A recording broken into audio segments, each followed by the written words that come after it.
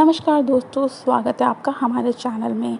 आज हम आपके लिए एक और मशहूर किस्सा लेकर आए हैं, गुलज़ार साहिब और राखी जी का। क्या आप जानते हैं कि गुलज़ार साहिब ने एक रात राखी जी को इतना मारा कि राखी जी उनसे हमेशा के लिए अलग हो गई। जी हाँ, उस रात ऐसा क्या हुआ था, ये हम जानते हैं। सबसे पहले हम जानते हैं राखी जी के बारे में। राखी जी जब फ़िल्मों में आई थी, तब उन्होंने 16 साल की उम्र में ही अजय बिश्नोई के साथ शादी कर ली थी। उसके बाद उन्होंने गुलज़ार साहिब के साथ 1973 में शादी की, लेकिन दोनों ही शादी उनकी सफल नहीं हो पाई और वो कुछ ही सालों के बाद अलग हो गई थी। राखी के अलावा गुलज़ार साहिब एक मशहूर लेखक, निर्माता, निर्देशक, शायर, आप उन्हें कुछ भी कह सकते हैं। वो अपनी ज़िंदगी में बहुत ही सफल थे। लेकिन गुलज़ार साहिब जब मुंबई आए थे, तब वो एक मैकेनिक का काम करते थे, एक वो कार में कलर करते थे।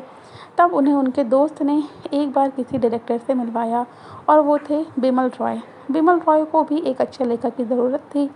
तब गुलज़ार साहिब ने बिमल रॉय के लिए उनकी फ़िल्म में गाना लिखा, जो कि गाना बहुत ज़्यादा हिट हुआ। उसी के बाद से गुलज़ार साहिब आर डी बर्मन से मिले।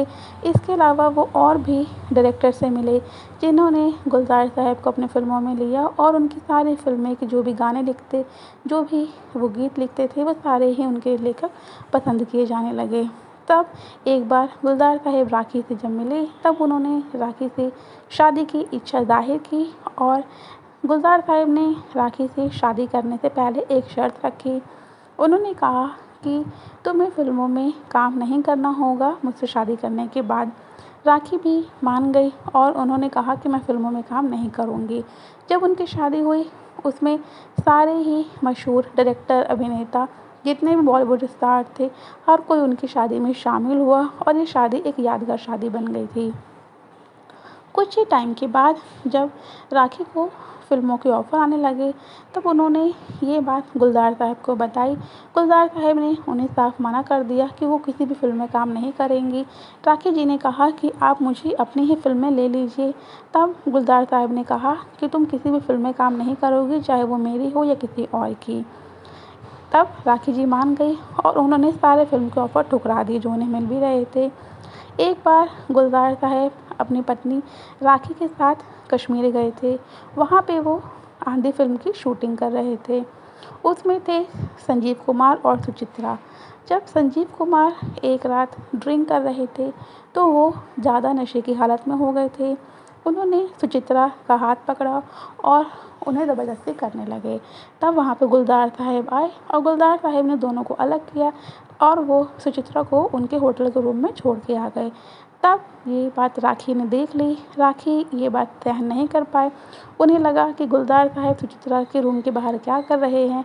तब दोनों के बीच में बहुत ज़्यादा बहस हो गई थी और गुलज़ार साहब को ये बात अच्छी नहीं लगी कि राखी उन पर शक कर रही है।